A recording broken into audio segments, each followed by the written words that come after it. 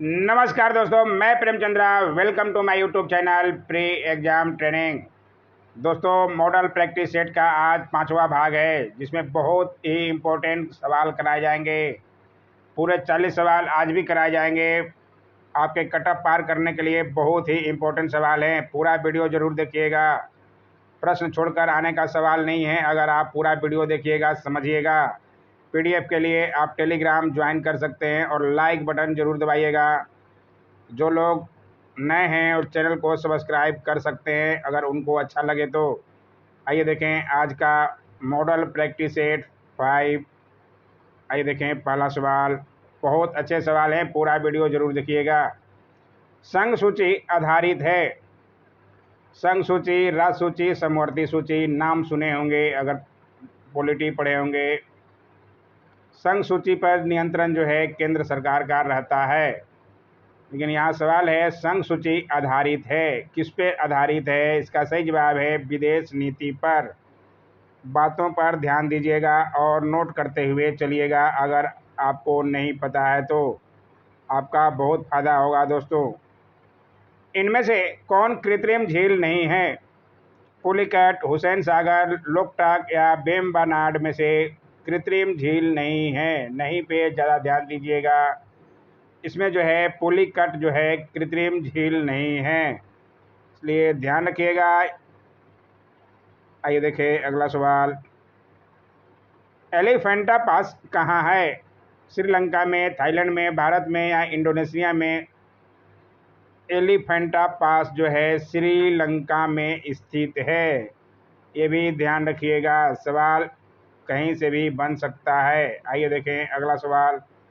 आज cut off पार आप नहीं कर पाएंगे, इतने अच्छे सवाल हैं।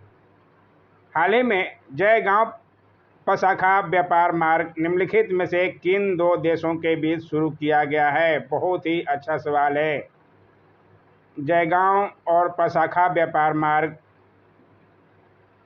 किन दो देशों के बीच शुरू किया गया है? इसका सही जवाब है भारत और भूटान के बीच में। ध्यान रखिएगा, बहुत अच्छा सवाल हो सकता है। भारत और भूटान के बीच में जयगांव और पशाखा व्यापार मार्ग खोला गया है, दो देशों के बीच में। 15 जुलाई 2020 को भारत और भूटान द्वारा पश्चिम बंगाल में जयगांव जो भारत में है और भूटान के पशाखा के बीच एक नया व्यापार मार्ग खोला गया है, इसलिए ध्यान रखिएगा। जय लिखा गया है, सिर्फ जयगांव यहाँ होगा, इसलिए ध्यान रखिएगा। जयगांव और पशाखा के बीच में, भारत और भूटान के बीच में ये हुआ है, व्यापार मार्ग खोला गया है। पूरी बातों को नोट कर सकते हैं आप आराम से। Don't forget to like, share and subscribe my channel, और कमेंट भी जरूर किया कीजिए दोस्तों। लाल चींटियों में निम्नलिखित में से कौन सा अम्ल पाया जाता है? लाल चींटी देखे होंगे, मट्टा ज़्यादातर पेड़ों पर रहता है। आम तोड़ने जाते होंगे तो आम तो पेड़ पर ज़्यादा रहते हैं। में कौन सा अम्ल पाया जाता है? इसका सही जवाब है डी, फार्मिक अम्ल। ध्यान रखिएगा, फार्मिक अम्ल जो है लाल चींटियों में पाया जाता है। आइए देखें अगला सवाल। संयुक्त राष्ट्र के खाद्य एवं कृषि संगठन FAO के प्रमुख हैं। FAO के प्रमुख कौन हैं संयुक्त राष्ट्र के खाद्य एवं कृषि संगठन के? इसका सही जवाब है क्यू डोंग यू। नाम नोट कर लीजिएगा, संयुक्त राष्ट्र पे से अधिकतर सवाल बनता ही है। आइए देखें अगला सवाल। झारखंड में सबसे अधिक कौन सा खनिज पाया जाता है? कोयला, अभ्रक, एल्युमिनियम और जस्ता में से झारखंड में जो है सबसे ज़्यादा अभ्रक पाया जाता है। सबसे अधिक पूछ रहा है तो अभ्रक पाया जाता है झारखंड में। सबसे अधिक कोयला भी पाया जाता है, लेकिन सबसे ज़्यादा अभ्रक। किस अफ्रीकी देश में मलेरिया के पहले टीके RTS को लॉन्च किया गया है? किस अफ्रीकी देश में मलेरिया का पहला टीका है RTS? ये भी नोट कर लीजिएगा। मलेरिया का टीका है जो लॉन्च किया गया है अफ्रीकी देश में। इसका सही जवाब है मलावी। मलावी देश में जो है मलेरिया के पहले टीके RTS को लॉन्च किया गया है। ये बात को आप नोट कर सकते हैं आराम से। लेक्सिकोग्राफी क्या है? लेक्सिकोग्राफी क्या है? इसका सही जवाब है ये जो है शब्दकोश रचना की कला है। लेक्सिकोग्राफी शब्दकोश रचना की कला है। नहीं जानते हैं, नोट करते हुए चलेंगे, बहुत इंपॉर्टेंट सवाल हैं सब। निम्नलिखित में से कौन हाल ही में समाचारों में रहे पद आर्किमिडीज की सर्वोत्तम व्याख्या करता है? बहुत समाचारों में छाया था पद आर्किमिडीज। आर्किमिडीज की सर्वोत्तम व्याख्या कौन करता है?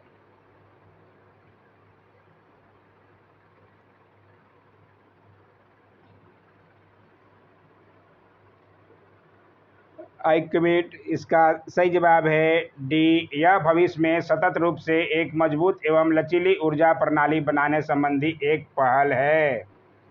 ध्यान रखिएगा, आइए डिटेल में भी आपको दिखा देते हैं।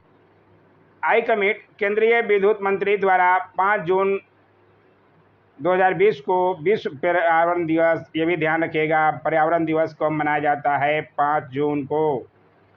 5 जून 2020 को विश्व पर्यावरण दिवस के अवसर पर भविष्य में रूप में एक मजबूत एवं लचीली ऊर्जा प्रणाली बनाने संबंधी एक पहल है। आर्किमिडीज जो है लचीली ऊर्जा प्रणाली बनाने संबंधी एक पहल है, इसलिए ध्यान रखिएगा आंसर जो है डी था। आइए देखें अगला सवाल। तमिलनाडु में स्थित नटराज की मूर्ति किसको समर्पित है? बहुत बार ये सवाल बना है। विष्णु को, शिव को, कृष्ण को और इंद्र को में से तमिलनाडु में स्थित नटराज की मूर्ति किसको समर्पित है?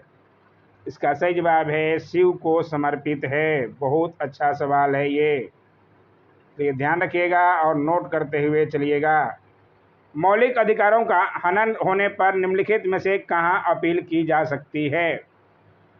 मौलिक अधिकार, मौलिक कर्तव्य के बारे में सुने होंगे, जानते होंगे। इसका हनन होने पर कहाँ अपील की जा सकती है? इसका सही जवाब है उच्च या सर्वोच्च न्यायालय में।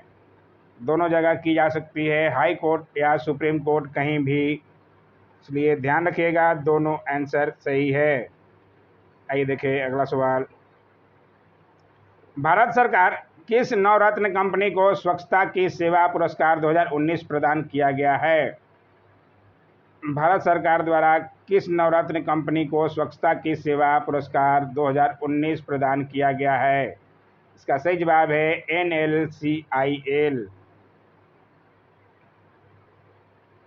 ध्यान रखिएगा। आइए देखें अगला सवाल। मेढक में निम्नलिखित में से किस प्रकार का निषेचन होता है? बाह्य, अंतः और बाह्य दोनों या सुदूर में से मेढक में किस प्रकार का निषेचन होता है? इसका सही जवाब है बाह्य निषेचन होता है मेढक में। ध्यान रखिएगा, मेढक आई ऑपरेशन करते हैं अगर आप 11-12 ग्रेजुएशन साइंस से पढ़ते हैं तो। ऊंट मरुस्थल का जानवर है जो कई दिनों तक पानी के बिना रह सकता है, क्यों पानी के बिना रह सकता है? बहुत ही इम्पोर्टेंट सवाल है।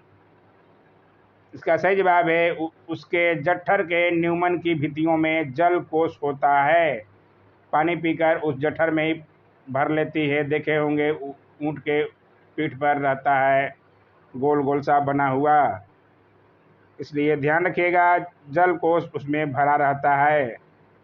आइए देखें अगला सवाल। इसलिए वो रेगिस्तान में भी घूमती रहती है कितने दिनों तक? सबसे ज़्यादा रोग निम्नलिखित में से किससे फैलता है? मच्छर से, मक्खी से, कीट से या चूहा से? सबसे ज़्यादा रोग फैलाने वाला इसमें से कौन है? इसका सही जवाब है मच्छर से। मच्छर से मलेरिया, डेंगू का नाम सुने होंगे। डेंगू तो बहुत खतरनाक है, मलेरिया तो आम भाषा में होता रहता है। आइए देखें अगला सवाल। योग दर्शन के प्रतिपादक कौन थे? चरवाक, भगवान बुद्ध, शंकराचार्य या पतंजलि में से योग दर्शन के प्रतिपादक सब लोगों को ज्ञात होना चाहिए पतंजलि। पतंजलि का भारत में भी बहुत नाम है, बाबा रामदेव का नाम सुने होंगे। पतंजलि के प्रोडक्ट भी आते हैं लेकिन बहुत महंगे, देसी हैं पर बहुत महंगे। निम्नलिखित कथनों पर विचार कीजिए कि साइमन कमीशन के बारे में कौन सा कथन सत्य है? इसमें से आप कथन देख लीजिए, बहुत लंबे लंबे कथन हैं। इसके अनुसार आंसर जो है आपका ई ही जाएगा। ऐसे लंबे लंबे का अधिकतर ई ही जाता है। इसमें साइमन कमीशन 3 फरवरी 1929 को भारत आया नहीं, 1928 में ही आया था। इसे व्हाइट मैन कमीशन कहते हैं, ये तो कहते हैं, लेकिन 1928 में आया था और लगभग 2-4 सही हैं।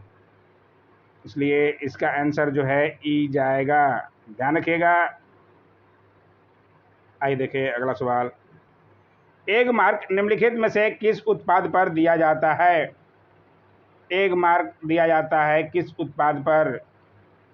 इसका सही जवाब है कृषि उत्पाद पर एक मार्क दिया जाता है। बहुत ही इजी और बहुत ही अच्छा सा सवाल है।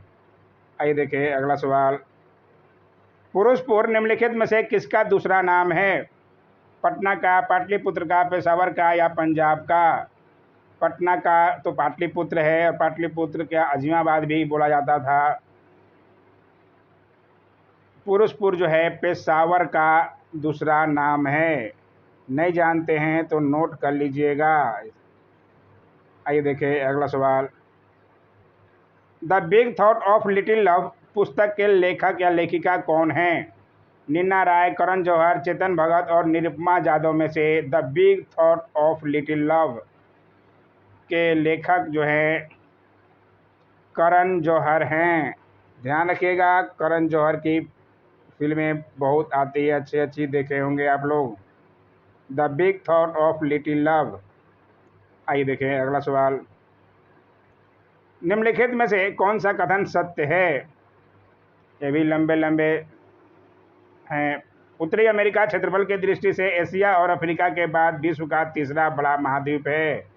सही है। उत्तरी अमेरिका की खोज 1498 ईस्वी में कोलंबस द्वारा की गई थी। कोलंबस द्वारा तो की गई थी।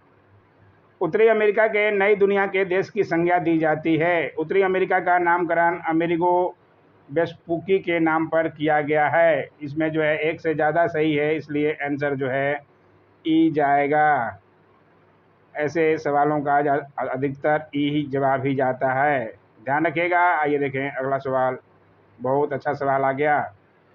श्वेत रुधिराणु को किस अन्य नाम से भी जाना जाता है? WBC व्हाइट ब्लड को किस नाम से जाना जाता है? हीमोग्लोबिन, थ्रोम्बोसाइट या ल्यूकोसाइट या मोनोसाइट में से WBC व्हाइट ब्लड को किस नाम से जाना जाता है? इसका सही जवाब है ल्यूकोसाइट। ध्यान रखिएगा, नहीं जानते हैं नोट जरूर कीजिएगा, ये सवाल ऐसे बनते ही हैं। आइए देखें, उसका डिटेल भी देख दिया गया है। श्वेत रक्त WBC आकार और रचना में अमीबा के समान होता है। इसमें केंद्रक रहता है। इसका निर्माण अस्थि मज्जा, लिम्फ नोड और कभी कभी यकृत एवं प्लीहा में भी होता है। इसका जीवन काल 2 से 4 दिन का होता है। इसकी मृत्यु रक्त में ही हो जाती है। इसलिए ध्यान रखिएगा, WBC के बारे में बता दिया गया। आइए देखिए अगला सवाल। भारत में सबसे कम वर्षा कहाँ होती है? मानसीराम में, यहाँ तो सबसे ज़्यादा होती है। कच्छ में, उदयपुर में या लद्दाख में? इसमें से सही जवाब है लद्दाख में सबसे कम वर्षा होती है। ध्यान रखिएगा, लद्दाख जो है एक अलग केंद्र शासित प्रदेश भी बन गया है। निम्नलिखित में से यह कौन सा शहर चोल राजाओं की राजधानी थी? कांची, तंजौर, मदुरई या त्रिचिरापल्ली में से चोल राजाओं की राजधानी जो है तंजौर थी। ये भी ध्यान रखिएगा, इस पे भी सवाल बनता ही रहता है चोलों पे। ये देखिए डिटेल भी दिया हुआ है। चोलों के विषय में प्रथम जानकारी पाणिनि अष्टाध्यायी से मिलती है। चोल राज आधुनिक कावेरी नदी घाटी, कोरोमंडल, तिरुचिरापल्ली और तंजौर तक विस्तृत था। इसलिए ध्यान रखिएगा, इसकी राजधानी जो है तंजौर थी। आइए देखिए अगला सवाल। द्रव चालित ब्रेक निम्नलिखित में से किस सिद्धांत पर काम करते हैं? न्यूटन नियम, पास्कल नियम, थॉमसन नियम या बर्नौली नियम? किस नियम पर काम करता है? इसका सही जवाब है पास्कल नियम पे काम करता है। ध्यान रखिएगा पास्कल नियम, आइए दिखा देते हैं पास्कल का नियम क्या है। पास्कल का प्रथम नियम, यदि गुरुत्वीय प्रभाव को नगण्य माना जाए तो संतुलन की अवस्था में द्रव के भीतर प्रत्येक बिंदु पर दबाव समान होता है। पास्कल के नियम पर आधारित कुछ यंत्र जो है हाइड्रोलिक लिफ्ट, हाइड्रोलिक प्रेस या हाइड्रोलिक ब्रेक आदि हैं। ये भी ध्यान रखिएगा, यहाँ जो है द्रव चालित ब्रेक के बारे में पूछ रहा है तो ये पास्कल नियम पर। आइए देखिए अगला सवाल, निम्नलिखित में से किस उद्योग को धुरी उद्योग या उद्योगों का आधार कहा जाता है। बहुत ही अच्छा सवाल है।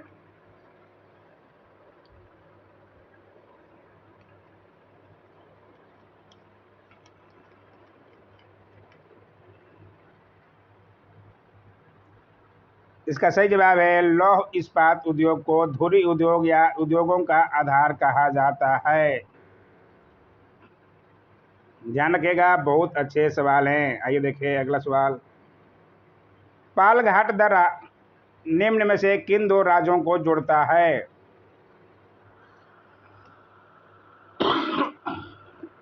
सॉरी, पालघाट दर्रा जो है किन दो राज्यों के बीच में स्थित है। इसका सही जवाब है केरल तमिलनाडु को जोड़ता है। ध्यान रखिएगा, बहुत अच्छा सवाल है ये, केरल और तमिलनाडु को जोड़ने वाला पालघाट दर्रा है। आइए देखें अगला सवाल, भूमध्य रेखीय प्रदेशों में पेड़ों पर चढ़ी लताओं को क्या कहा जाता है। पेड़ों पर लताएं चढ़ती है देखे होंगे, लेकिन भूमध्य रेखीय प्रदेशों में पेड़ों पर चढ़ी लताओं को उसमें से क्या कहा जाता है। इसका सही जवाब है लियाना। भूमध्य रेखीय प्रदेशों में पेड़ों पर चढ़ी लताओं को लियाना कहा जाता है, तो ध्यान रखिएगा। आइए देखें अगला सवाल, आचार्य विनोबा भावे ने विश्व प्रसिद्ध भूदान आंदोलन का आरंभ कहाँ से किया था। विनोबा भावे ने किया था विश्व प्रसिद्ध भूदान आंदोलन का आरंभ कहाँ से किया था। इसका सही जवाब है तेलंगाना से। ध्यान रखिएगा।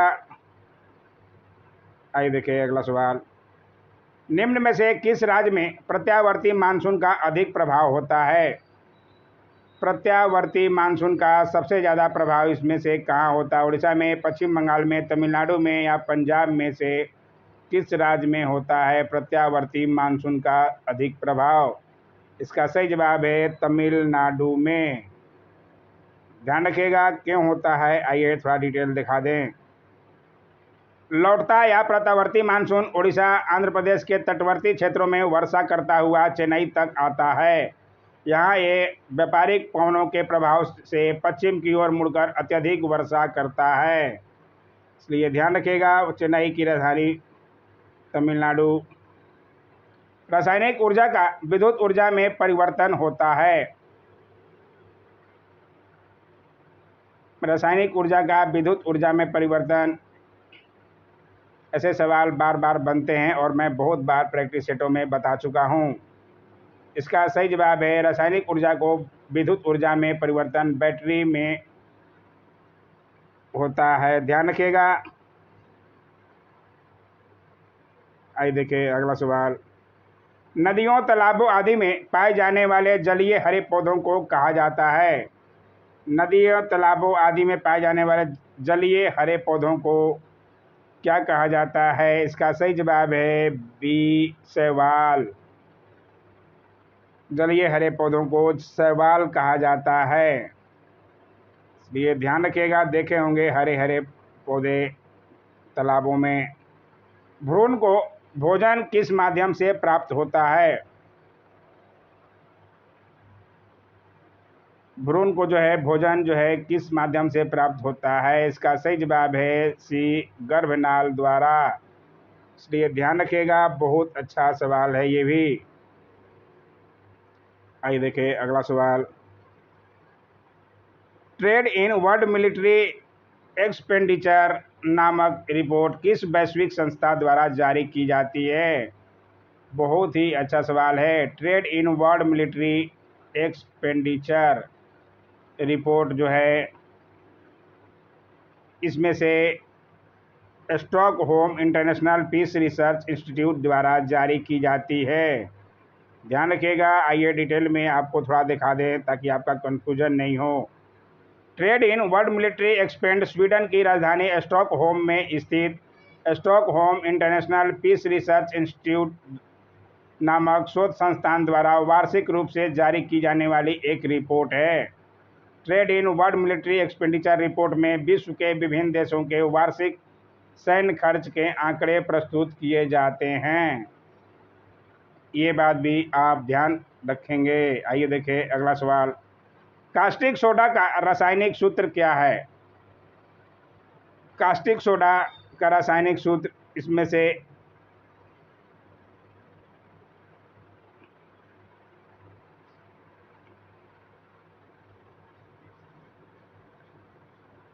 NaOH है। ध्यान रखिएगा। कास्टिक सोडा को सोडियम हाइड्रोक्साइड कहते हैं।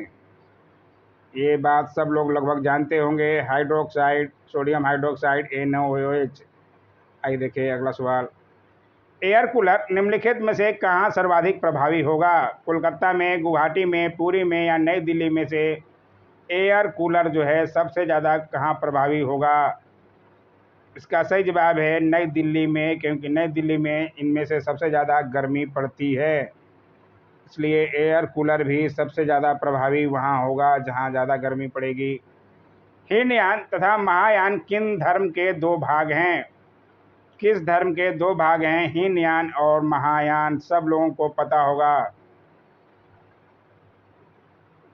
बहुत बार बताया भी गया है। बौद्ध धर्म के ये भाग हैं, हीनयान और महायान।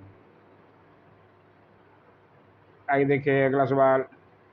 निम्नलिखित में से किस देश ने संयुक्त राष्ट्र शस्त्र व्यापार संधि में शामिल होने का फैसला किया है? अमेरिका, चीन, रूस और भारत में से किस देश ने संयुक्त राष्ट्र शस्त्र व्यापार संधि में शामिल होने का फैसला किया है? इसका सही जवाब है चीन ने ये फैसला किया है, इसलिए इम्पोर्टेंट हो जाता है चीन का नाम आते ही। आइए देखें अगला सवाल। लक्ष्य निम्नलिखित की इकाई है। लक्ष्य जो है किसकी इकाई है? इसका सही जवाब है लक्ष्य जो है प्रदीप्ति की स्तर की इकाई है। आइए दिखाते हैं थोड़ा डिटेल में। लक्ष्य एक व्युत्क्रम इकाई है जो ल्यूमेन पर आधारित है। ल्यूमेन कैंडेला से व्युत्क्रम इकाई है।